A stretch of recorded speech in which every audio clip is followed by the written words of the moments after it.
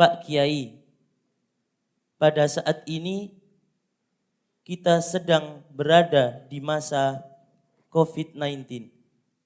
Sedangkan sebentar lagi kita akan menyambut bulan suci Ramadan. Yang saya tanyakan, bagaimana hukumnya seorang yang berpuasa melakukan swab test?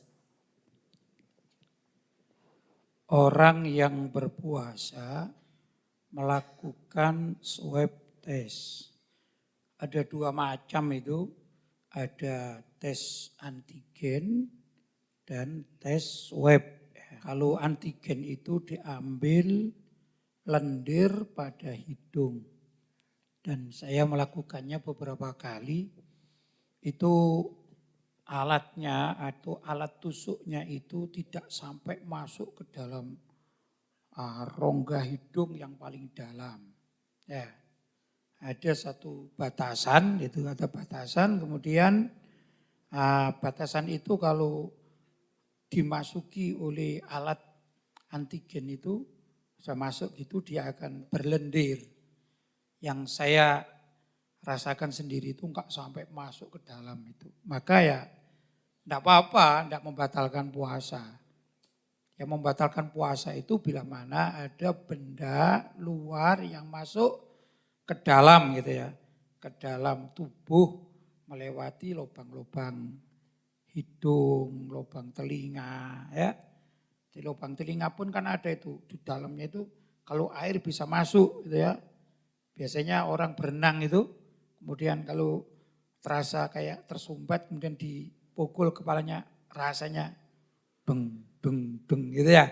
Itu berarti masuk, itu membatalkan puasa. Tapi kalau masih basah di luar-luar sini, itu masih ya, makdzur atau tidak sampai membatalkan puasa. Karena itu kalau puasa mandi misalnya kan harus hati-hati, jangan sampai ada air yang masuk sampai ke dalam gendang telinga kan gitu. Demikian juga dengan hidung gitu.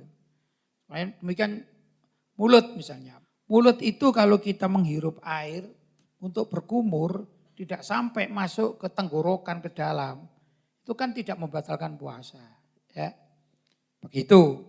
Tapi kalau airnya itu diberi rasa manis, rasa asin, kemudian melekat di lidahnya, kemudian bercampur dengan ludah, dan ludahnya itu masuk ke dalam tenggorokan sini maka batal. Itu ya. Balik pada antigen, tes antigen. Sepengetahuan saya kemarin, saya beberapa kali mau naik pesawat jadi periksa antigen dulu ya, swab antigen, tes antigen. Itu enggak sampai masuk. Akhirnya ya tidak batal puasanya. Yang kedua, tes swab. Tes swab itu diambil darahnya, sampel darah ya, sekian banyak. Begini, kembali kepada kaidah suntik di bulan suci Ramadan atau di saat puasa.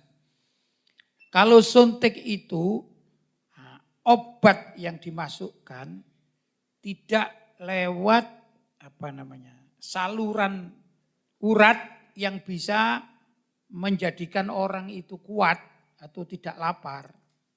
Tidak seperti itu. Seperti mohon maaf kadang-kadang disuntik di bagian belakang atau pantat kan gitu ya. Tidak apa-apa. Asalkan memang itu suntik sakit. Misalnya orang sakit demam disuntik.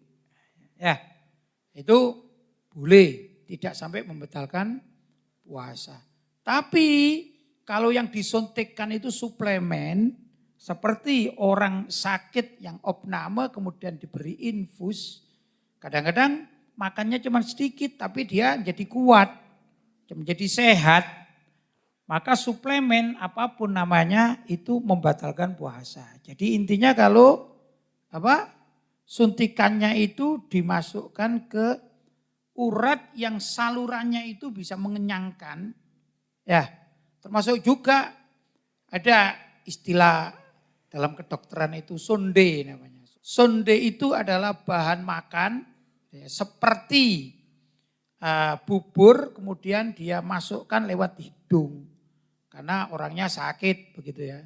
Ini jelas membatalkan puasa. Jadi untuk urusan suntik itu ada dua macam. Ada yang membatalkan puasa, ada yang tidak membatalkan puasa.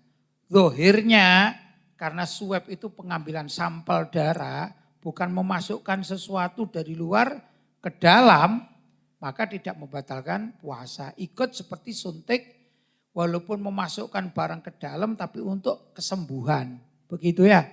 Atau obat yang tadi lewat belakang misalnya kan begitu ya. Nah itu yang saya tahu.